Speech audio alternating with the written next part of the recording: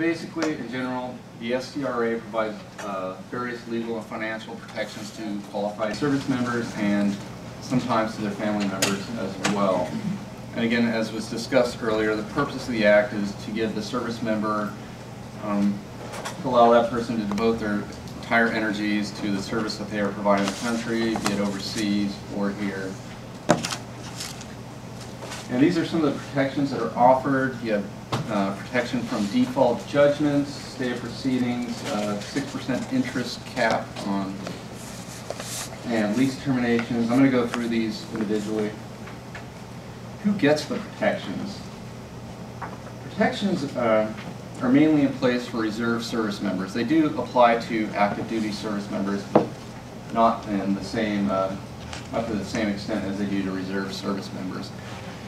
And I know when on active duty Title 10 status probably means nothing to you, but what that means is that's when there's been a presidential call-up of the reserves or National Guard, and these National Guardsmen or reservists have been placed on full-time active duty, and they've obviously left their jobs, and they might be staying in the area or they might be deploying overseas. It also applies when the National Guard is called to federal service. I just mentioned that. But also, Washington State provides its own protections for service members that are called at by the governor to respond to various things such as fires or riots.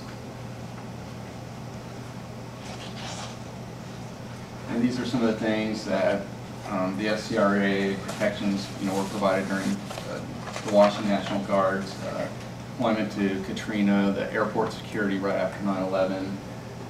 And when do the protections begin?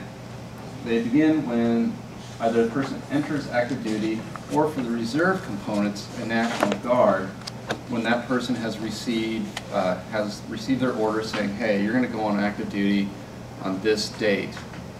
So when that reservist or National Guard member receive those orders, that's the time when he can or she can, start giving notice to their employer, or start giving notice to, let's say, their landlord saying, hey, I'm going to have to break this lease, I'm going to be overseas, so I will obviously not need housing.